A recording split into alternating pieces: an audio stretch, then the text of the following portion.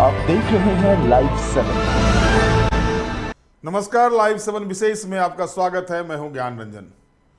दोस्तों, दशहरा का त्योहार चल रहा है। जाहिर है हर तरफ खुशियां हैं और राजधानी रांची में भी इस बार आप देख रहे हैं कि भव्य पंडाल का निर्माण हो रहा है। राज्य के अन्य शहरों में भी है, लेकिन इस बीच जो एक महापर्व होने जा रहा है झारखंड में और जिसकी अधिसूचना विजयादशमी के बाद जारी होगी, उस महापर्व में अगर भाजपा खेमे की बात की जाए तो भाजपा खेमे में विजयादशमी में कहीं खुशी कहीं गम का माहौल आपको देखने को मिल सकता है। खुशी उन्हें मिलेगी जिनके नाम पर टिकट का सेहरा सजेगा और गम उन्हें मिलेगा जिनका टिकट कट जाएगा। कतार में कई लोग हैं, लेकिन बड़ी बात जो सामने छन कर आ रही है भाजपा खेमे से वो ये है कि सिटिंग एमएलए जो हैं भाजपा के, उनमें से 40% सिटिंग एमएलए का टिकट कटने जा रहा है। 40% सिटिंग एमएलए का टिकट कटने जा रहा है, ये सूचना प्राप्त हो रही है। और भारतीय जनता पार्टी ने लगभग आप कह सकते हैं कि सीटों को लेकर के, प्रत्याशियों को लेकर लगभग एक खाका तैयार कर लिया है और आधे 1 दर्जन से ज्यादा सीट पर तो नाम भी तय कर लिए गए हैं। और जो जानकारी मिल रही है कि 1 दर्जन से ज्यादा सीटों पर प्रत्याशियों के नाम की घोषणा विजयादशमी के दौरान ही कर दी जाएगी। और इस दौरान जाहिर है कि जिनको टिकट मिलेगा उनके चेहरे पर खुशी आएगी, जिनको टिकट नहीं मिलेगा उनके चेहरे पर गम दिखेंगे। लेकिन जो सिटिंग एमएलए हैं जिनका टिकट कट रहा है, उनमें जो नाम प्रमुखता से सामने आ रहे हैं, हो सकता है कि इसमें कुछ उलटफेर भी हो जाए। लेकिन मेरे पास जो सूचना आई हुई अगर आप देखेंगे, उसमें जो सिटिंग एमएलए हैं जिनका नाम कटने की बात आ रही है, उसमें सबसे पहले हम बात करें कांके के समरी लाल का। उनका जो जानकारी मिल रही है, उनका इस बार सीट टिकट कट सकता है। केदार हाजरा जो जमुआ से विधायक हैं, उनका टिकट कट सकता है। इसके अलावा कोचे मुंडा पर भी तलवार लटकी हुई है। रामचंद्र चंद्रवंशी का टिकट कटना तय माना जा रहा है, जो विश्रामपुर से विधायक हैं। नारायण दास पर भी संशय की स्थिति कायम है, जो देवघर से विधायक हैं। इसी तरह से अगर आप कोडरमा की बात करें तो वहां पर नीरा यादव विधायक, जो पिछले मर्तबा 1600 से वोट से चुनाव जीती थी, उनके ऊपर भी तलवार लटका हुआ है। इस तरह की बातें जो भाजपा खेमे में चर्चा चल रही है, उसमें जो बातें सामने आ रही हैं। लेकिन पार्टी ने ऐसा नहीं है कि एक बारगी इस पर निर्णय लिया है या एक बारगी जो है सो ये डिसीजन लेने जा रही है।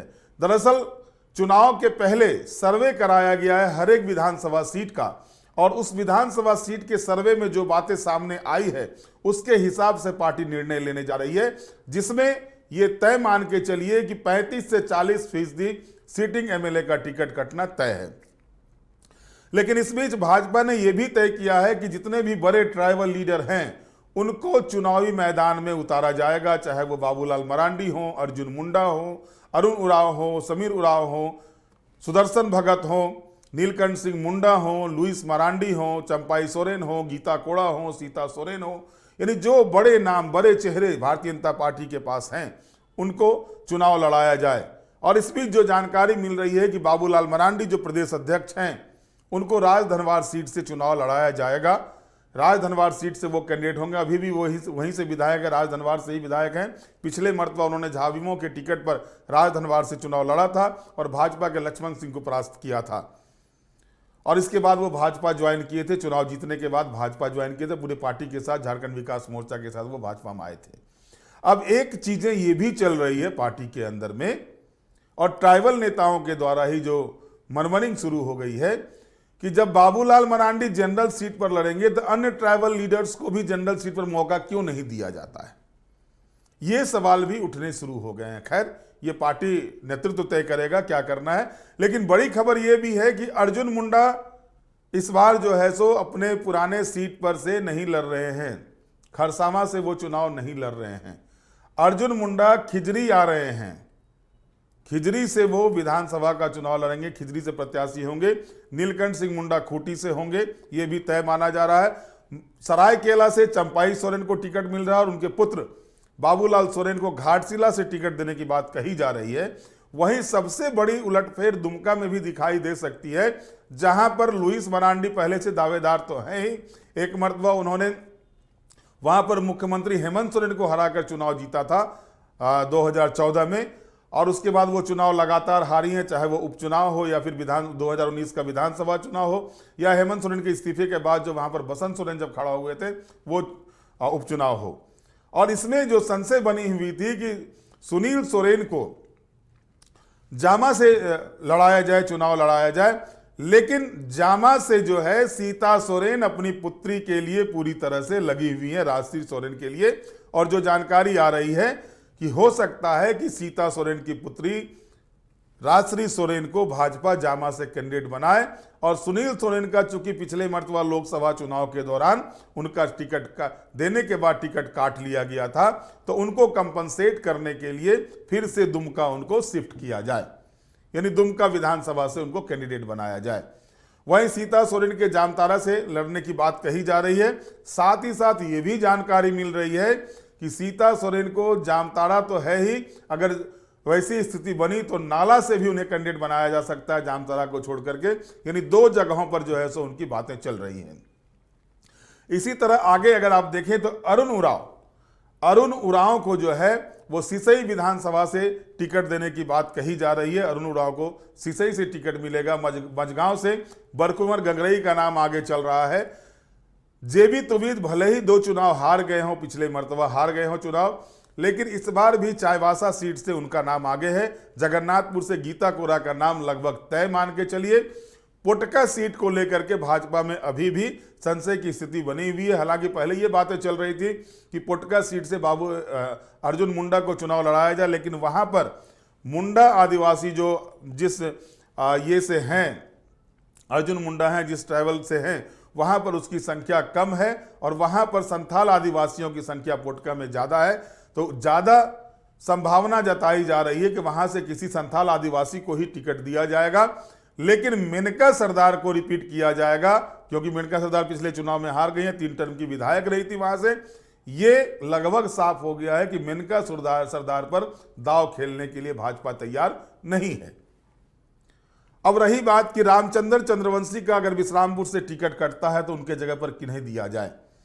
हालांकि लगातार प्रयास किए जा रहे थे रामचंद्र चंद्रवंशी या उनके जो समर्थक हैं उनके द्वारा कि रामचंद्र चंद्रवंशी के पुत्र को वहां से टिकट दिया जाए, लेकिन जो जानकारी मेरे पास आ रही है उनका नाम तो चल ही रहा था। इसके अलावा अगर आप देखेंगे विश्रामपुर से तो एक महिला नेत्री हैं वहां पर, जिनके बारे में नाम काफ़ी तेजी के साथ आगे आ रहा है कि उनको भी हो सकता है कि वहाँ पर जो है महिला नेत्री जो है उनको मौका दिया जाए।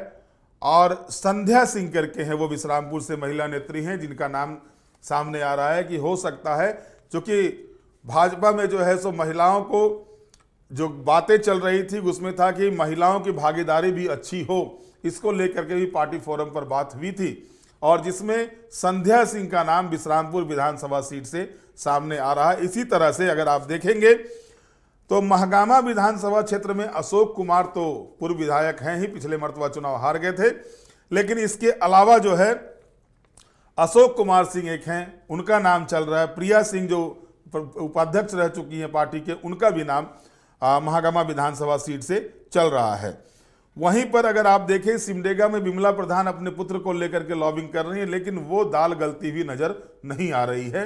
अब सिमडेगा में कई दावेदार हैं, और इसमें एक चीज और बता दें कि भारतीय जनता पार्टी ने जो रायशुमारी की है कि हर विधानसभा सीट से जो नाम आए हुए हैं उनमें से ही नाम तय किए जाएंगे, इस पर भी चर्चाएं चल रही हैं। लगातार पार्टी के वरिष्ठ नेता इसको लेकर के बैठ रहे हैं, बातें कर रहे हैं। हर एक विधानसभा क्षेत्रवार स्क्रूटनी की जा रही है, और स्क्रूटनी के बाद इसे पार्टी आला कमान के साथ केंद्रीय चुनाव समिति के समक्ष इसको रखा जाएगा, और तब जाकर के अंतिम फैसला होगा। लेकिन विजयादशमी के पहले 1 दर्जन से ज़्यादा प्रत्याशियों के नाम की घोषणा हो जाएगी, जिसमें मूल रूप से अगर आप देखेंगे तो शेड्यूल कास्ट और माफ कीजिएगा शेड्यूल ट्राइब्स सबसे ज़्यादा, और शेड्यूल कास्ट की कुछ सीटों पर प्रत्याशियों के नाम की घोषणा हो सकती है।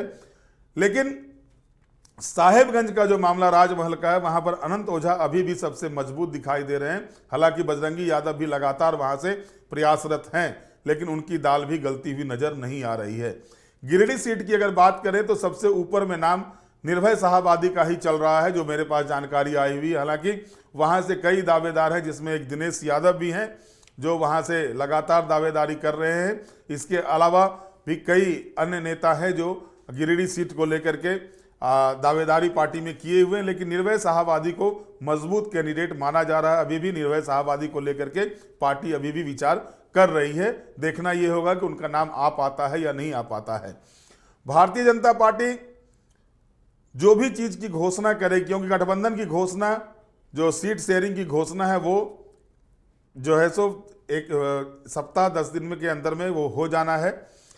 और इस बीच जो जानकारी आ रही है कि 5 जो मैनिफेस्टो के 5 प्रमुख घोषणाएं होंगी या 5 प्रमुख वायदे जो होंगे भारतीय जनता पार्टी के, वो 5 अक्टूबर को घोषणा की जा सकती है, मैनिफेस्टो जारी की जा सकती है। पहली मैनिफेस्टो के पहली 5 घोषणाएं भारतीय जनता पार्टी 5 अक्टूबर को जारी कर सकती है।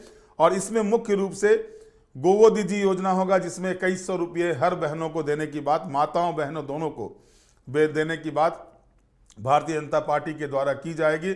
इसके अलावा किसान समृद्धि योजना जो शुरू की थी रघुवर दास की सरकार में, 1 एकड़ जमीन वाले को 5000 रुपये सहायता राशि दी जाएगी, 5 एकड़ जमीन वाले को 25000 रुपये दी जाएगी। उस योजना को फिर से लागू करने की बात घोषित कर सकती है भारतीय जनता पार्टी।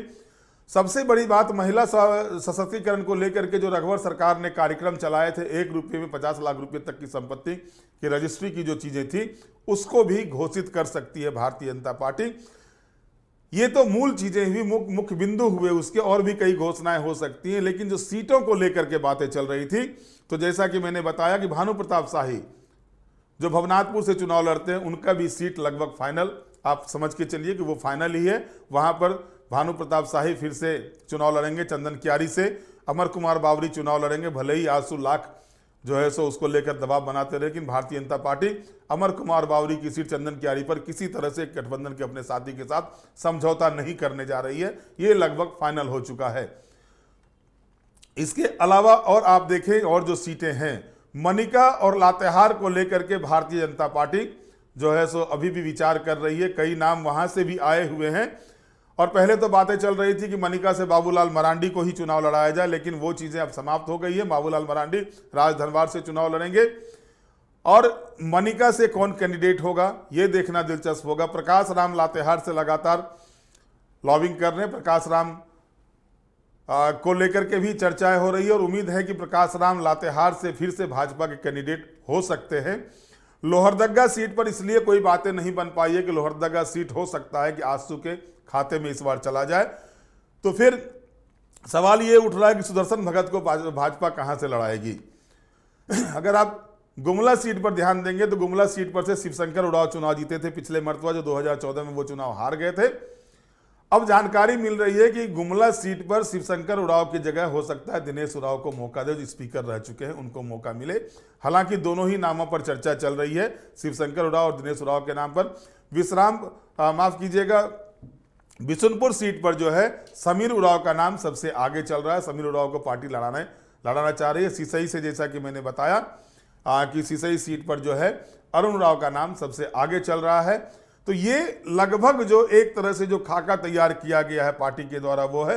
लेकिन बड़ी खबर ये है कि पार्टी विधानसभा चुनाव में परफॉर्मेंस जो है, एंटी इनकम्बेंसी, जिन जिन विधायकों पर पार्टी को समझ में आ रहा है कि इस विधायकों पर एंटी इनकम्बेंसी हावी होगी, उनका टिकट कटने जा रहा है। जिसमें प्रमुख नाम जो मेरे पास आए हुए थे, मैंने आपको बताया, इस पर संशय कायम है कि इन्हें टिकट मिल सकता है, नहीं भी मिल सकता है। जिसमें केदार हाजरा हैं, समरी उरांव हैं, कोचे मुंडा हैं, नीरा यादव हैं, नारायण दास हैं। ये सारे नाम जो हैं सो इस पर जो है सो संशय कायम है।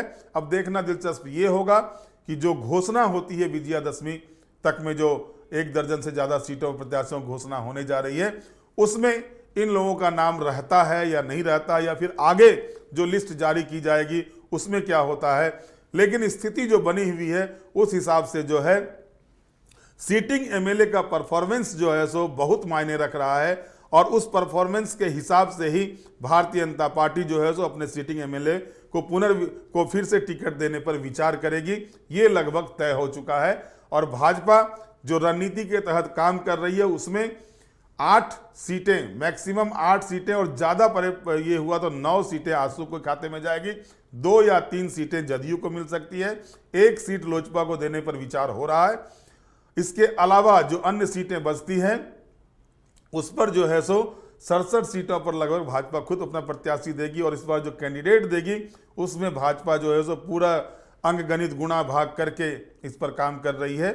अब देखना है कि क्या स्थिति बनती है और इसके बाद जो सूचनाएं आ रही हैं उस पर कितना कुछ काम होता है। विजयादशमी तक जो पहली लिस्ट जारी होने वाली है उसकी सूचना पुख्ता है, विजयादशमी तक पहली लिस्ट जारी हो जाएगी और यह भी तय है कि 40% सिटिंग एमएलए का टिकट भाजपा काटने जा रही है। बहरहाल आज के विशेष में इतना ही। आप हमारे साथ जुड़े रहें, हमें लाइक करें, सब्सक्राइब करें। बहुत बहुत धन्यवाद। नमस्कार।